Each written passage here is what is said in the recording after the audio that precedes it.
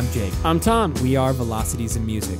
On this podcast, Tom and I discuss a bucket of topics pertaining to modern music, including artist deep dives and monthly and annual new music wrap-ups. Not today, though. We have something special today. Before we get started, you can help support Velocities in Music. Subscribe to Velocities in Music on your favorite podcasting device to automatically get our latest podcast episode sent to your device for your listening pleasure. Also, Velocities in Music doesn't want your money, and we don't want to introduce any ads into the podcast yet. Right now, all we want is for you to share Velocities in Music with family or friends whom you feel would benefit from joining in on the music discussion Tom and I try to create in each podcast. So, back in one of our first podcasts that we did, Tom, back in like August or September of 2015, we talked about why you should buy vinyl records. Yes. And in this podcast, and actually I recently went back and listened to it, and I have to say, for winging it the first time, like still getting our feet under us, starting the podcast out, I think we did a pretty good job. We put together a pretty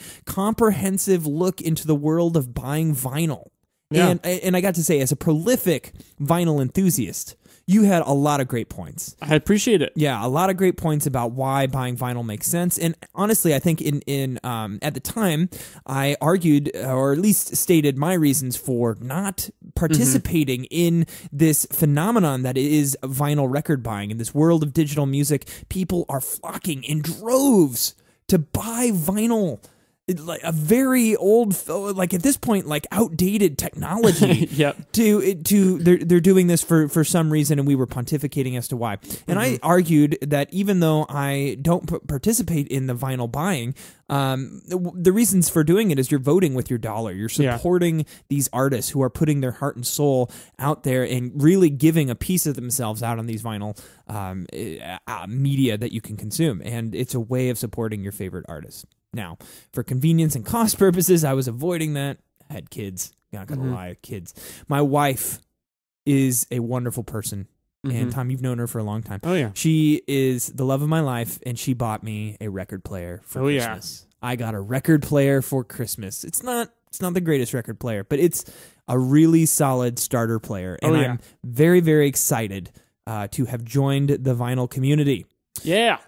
So Tom and I went last weekend. We went down to Des Moines. We hit up several record shops. We hit up several record shops down in Des Moines, Iowa. Yes, it is a city big enough to support several pretty decent record shops. Yeah, it's cool with some cool variety, different styles of places. Yeah, kind of fun. And I gotta say, like Tom gave me a bunch of records to at least borrow for an extended period. Oh of no, time. they're yours. Oh, thanks. No, buddy. you're not borrowing them. I'm gonna keep them forever. Look, you're making me out to be this super nice guy. I want to make it clear that everything I gave you, Jake, I had two of, and I gave you the worst copy of the two that I had. Well, but it's a gift. When you get vinyl, it's something special. There's so much history there, and that's the thing that's really blowing me away. It's like I'm going off the deep end now. I knew this would happen. I said it in the podcast we recorded in mid 2015. As soon as I start buying vinyl, I'm going nuts. Yeah, I'm not going to stop. And you did, and I love it. And I love that now, like, I can fully share this, like, whole new level of nerddom with you over this stuff. And it's pretty cool. And honestly, like, one of the things I've learned is it gets you more into the history of the artist. For sure. Because especially when you buy one of their records, but even before, if you're doing research on a certain album that you want to buy, you're going to learn so much about all the different pressings, when they started releasing it in vinyl, when the first pressing was. I mean, and then getting the album, you can look at the sleeve, you can read a lot of times there's very intricate detail in the sleeve notes. There's so many cool Easter eggs. Oh, yeah. Differing track lists, differing, misprints on sleeves, alternate covers, so many artifacts like that you just don't get in digital experience. I haven't gotten to that stuff yet. I haven't even gotten to that yet. Oh, you will. It's coming. I know. I know. So at this point, my humble collection is growing. Tom and I went out. We hit up several shops. I got a good haul. A good haul. It was a good day. A good starting collection. So Tom, we had burritos too. Yeah, records and burritos. That's going to be tradition. Yeah, it's a great day. So what we wanted to do, besides me just ranting excitedly about how jacked I am to get into the vinyl movement, I thought it would be a good idea, and brought it up to Tom, if we just talk about, like, when we have a good vinyl haul, bringing it up on the podcast, doing a quick, brief podcast covering what we bought and why we think that album's interesting. Well, what I like about it is it gets us talking about music we might not otherwise talk about because really we're kind of limited to what we do in wrap-ups and deep dives. Yeah. You know, this gets us outside of that world, talking about some stuff that, you know, maybe the folks listening to this podcast don't even know that we like. Yeah.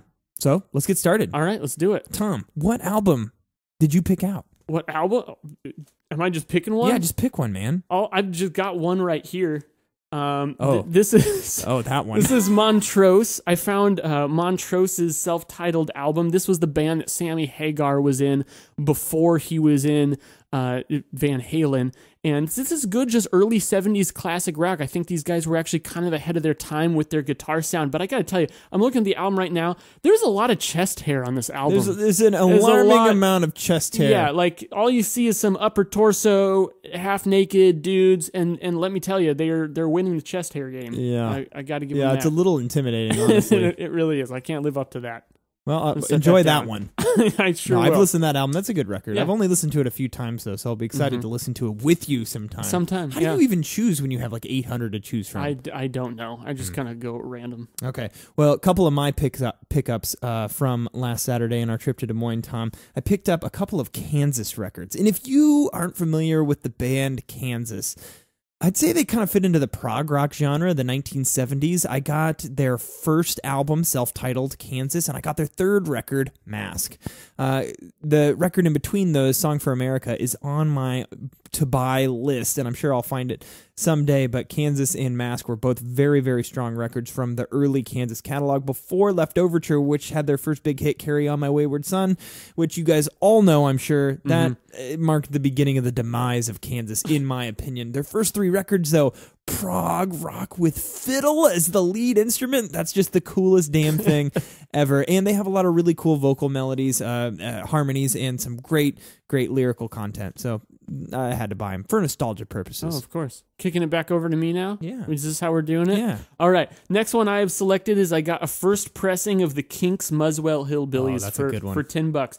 This one's in pretty good shape. When I got it out and I was cataloging it on Discogs, I noticed, once again, the thing's in great shape, but what's interesting about this first pressing is it has this Dynaflex super thin. It actually says on the inner sleeve, like, this is the thinnest record you will ever own.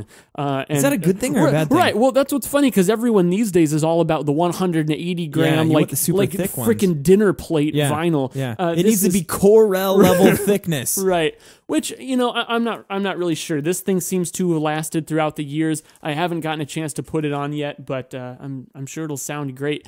Kinks is a band I'm not like a super fan of, but when I do listen to them, I usually listen to Muswell Hillbillies, Village Green Preservation Society, Arthur, and those are probably my few like go-to albums for them, but just a solid band overall. Okay. Next up, I got Fleetwood Mac's Tusk from ZZZ Records down in Des Moines, and I gotta say, I put this on, listened to the full thing. Tusk is a double album. It's the last of like the golden era of what I would classify as the golden era of Fleetwood Mac, where you had all of the main artists in Fleetwood Mac, specifically the two couples in turmoil. Yes, no kidding. Specifically Lindsey Buckingham, and this is a really Lindsey featured album. He even went off and recorded several of the songs on his own, which the band didn't really like that he was doing. But this is kind of a part Lindsey Buckingham solo album. But you do hear a lot of Stevie Nicks and the rest of the band on this record. This is a really solid record. I'd love to do a Fleetwood Mac deep dive someday.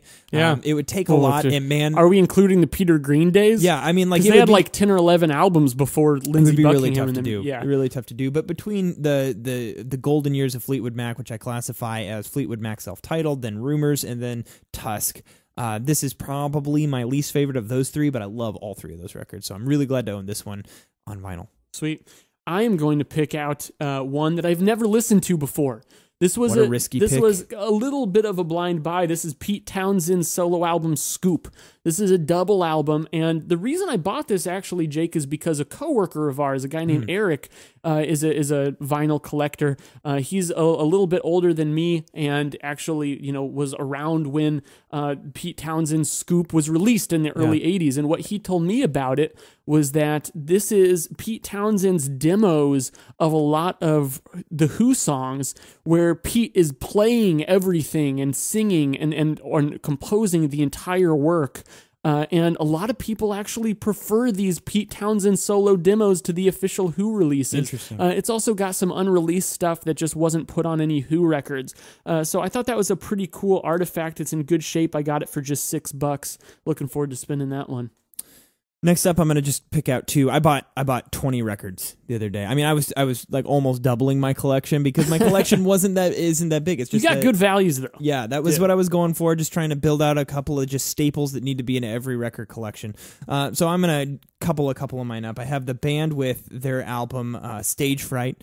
One of the two band albums I'm really familiar with, Stage Fright and Music from the Big Pink, and I want to get music. Self-titled is great too. Yeah, if I ever see that one out there. That's a good call. Yeah. So I'm really happy to own Stage Fright. I don't have a great copy of it. The sleeve's kind of beat up, but I just wanted to have a copy of it, and it was cheap, so I bought it. And then also Eric Clapton with 461 Ocean Boulevard, a great classic Eric Clapton album. Mm-hmm. I'm going to highlight a couple of synth pop releases I got.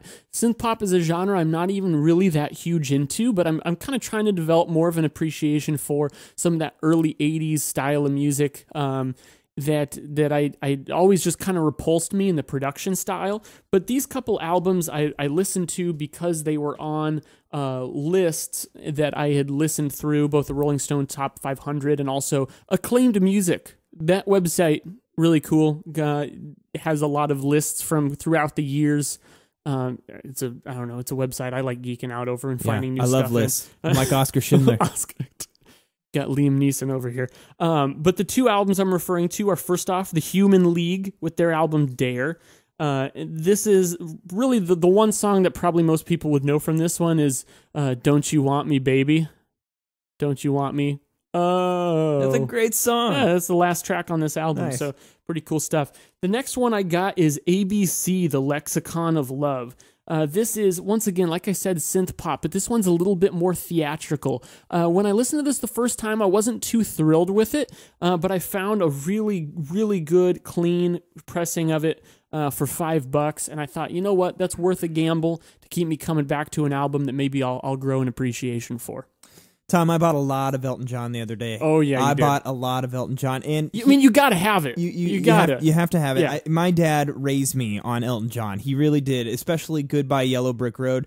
Especially the first song on that record, "Funeral for a Friend." He has made me swear that I will play that at his funeral. It's a good pick. And I've still been wondering like the logistics of how that's going to work. We need to have like a sit down talk, which is kind of morbid to think about it. Like I should probably talk about his like will and how to handle all that. But that's besides the point. Funeral for a Friend is the most important part of that little anecdote. But I obviously got Goodbye Yellow Brick Road. I got the first pressing, absolutely beautiful, great condition copy of Mad Men Across the Water that I'm very excited about. Tumbleweed Connection I picked up a copy of, and then I got a pretty decent copy. I mean, it's kind of beat up version of Captain Fantastic and the Brown Dirt Cowboy, which I believe is your favorite Elton John record. I love that album. Yeah, it's so great.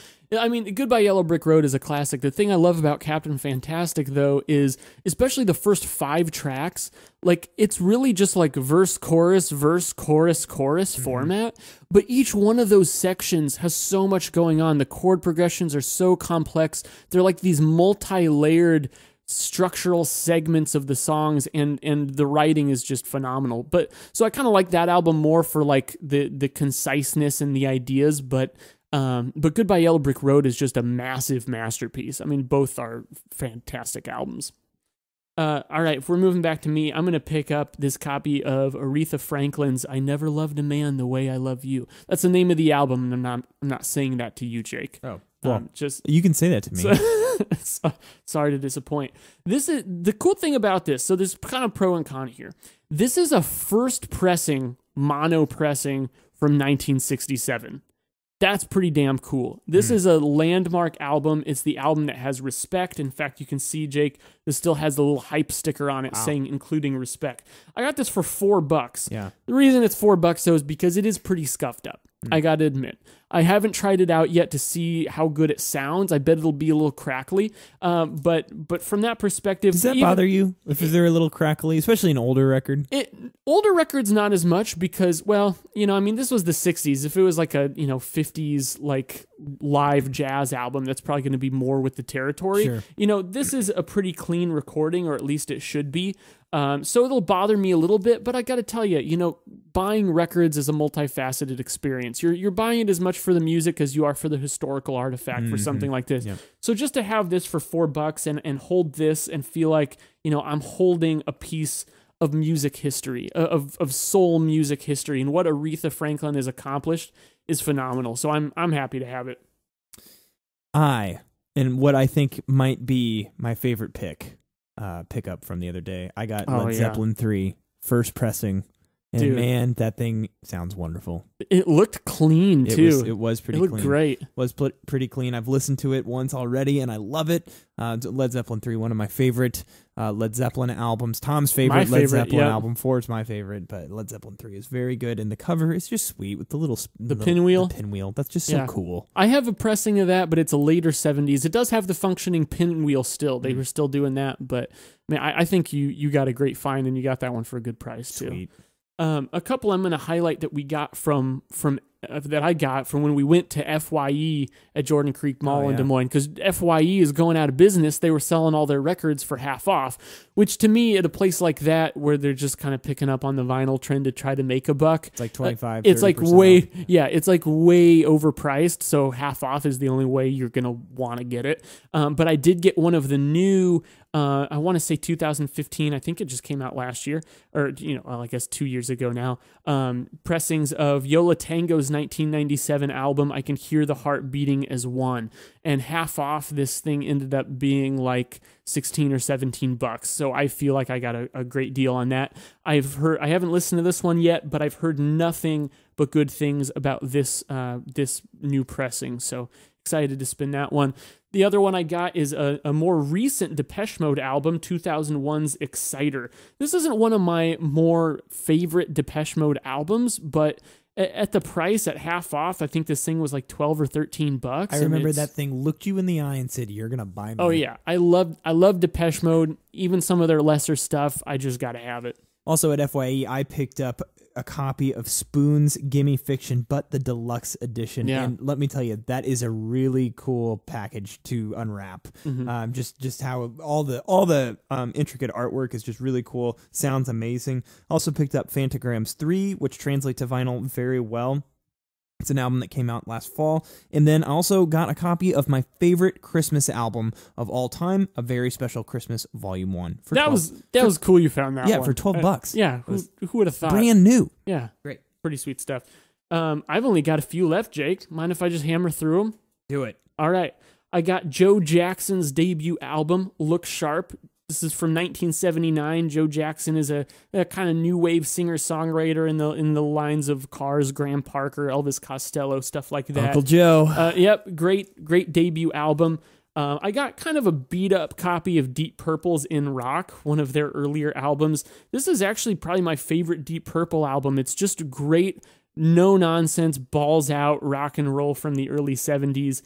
Deep Purple's a great band. And then the last one of my haul... Actually, no, shit, I got two more. I lied. One was hiding behind here. But cash out, buddy. Couple great albums here. I got Joni Mitchell's Court and Spark from 1974. I really like Joni Mitchell. She's an artist that I'm continually trying to dig into. Court and Spark is up there with Blue and the Hissing of Summer Lawns as my favorite Joni Mitchell albums. And then I got, while this is an 80s repressing, the price was right and it was in good shape. I got Miles Davis, Sketches of Spain. Miles Davis is, I feel, at least in my experience, hard to find on vinyl for any kind of affordable price because everyone knows that Miles is the freaking man. So it's tough to find, but I'm excited to listen to this Sketches of Spain. Sketches of Spain is one of my favorites of his. Nice. To close out my list, and I have several. Yeah, go for it. You bought more than I did. Aerosmith rocks. I mean, they do, but what did you buy from them? No, but that's the album I bought for them. Oh, yeah. Their classic album rocks. Yeah. That album is probably my favorite single Aerosmith record. Obviously, Aerosmith has a ton of hits from over the years, but Rocks was a very cohesive album that I kept coming back to starting from a few years ago, so I picked up a copy of that. Also, Tom, when we were shopping, just hands me a record and says, "You're buying this." And it was Paul McCartney and Wings with Band on the Run. Oh, yeah. I also picked up a copy of one of my favorite albums of all time. It's easily in my top 30, Paul McCartney's second solo record, Ram, which I can't get enough of. I have not listened to it yet. I can't wait to listen to it. I might do it tonight if I have time by the time I get home. Might listen to that one tonight. In addition to that, Tom handed me another record and said, "You have to own this." I did that a few times. Yeah, you have to own this. And I mean, I can't argue with the man. He knows his stuff, right? He handed me the Cars self-titled album. It was like $6 in pristine shape. That's just pristine a record shape. Everyone should own. I listened to that thing the other night. It's immaculate. Yeah. It's like brand new. You're never going to find a better deal than that. Honestly, I was thrilled. It was like, what was it? $6? Yeah, it was $6. It was incredible. Yeah. Incredible. I'm really excited to have that. I mean, it's practically a greatest hits record. Yeah. They almost called it that. I know. To kind of tongue in cheek, and then and that's what it ended up being. Pretty much as a debut. Funny stuff. And then to end this thing for my section, it's albums that make my dad proud. Crosby, Stills, Nash and Young. It's an album we actually did an album throwback album review for. Deja Vu. I picked up a great copy of that in really good shape for $7. Also, Jamie Brockett, Remember the Wind and the Rain? Yeah. Which has the legend of the, is it USS Titanic? USS Titanic. That's a song I never would have been familiar with if you hadn't shown it to me like back in high school. And it's such a funny song. It's a funny song. It's one of those kind of like folk parody tunes, like kind of fun, long form, like narrative track. But if you guys haven't heard Jamie Brockett's Legend of the USS Titanic, you ought to go listen to it because it's extremely well done. You gotta let it out, Captain. Also, Pure Prairie League with Bustin' Out. A couple of tracks on that album, Tom, that I really want to show you. I've never listened to that. Yeah, they're a great. Yeah. They're just one of those classic folk bands from the 70s. It was great. It's a great album. I love it.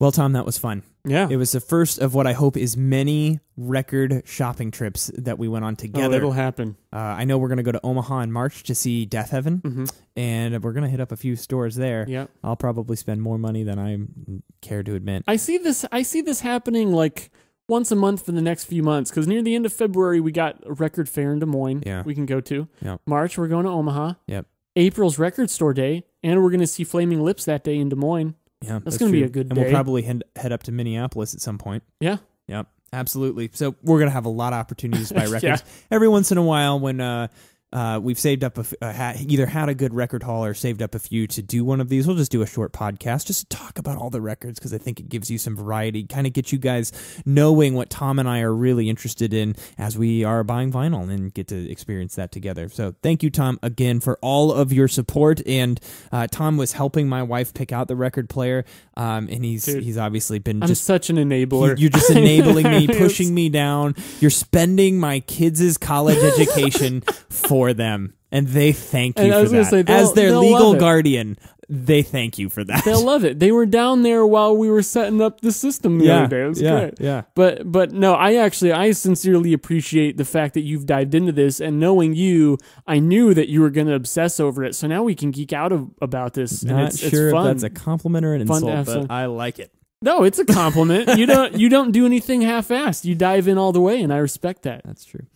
Thank you guys for your continued support and participation. Tom and I love all of your comments on our YouTube videos, your Facebook messages, and your emails to us. Your participation is what makes Velocities in Music possible. So, as always, thank you for being awesome. I'm Jake. I'm Tom. We are Velocities in Music, moving music discussion forward.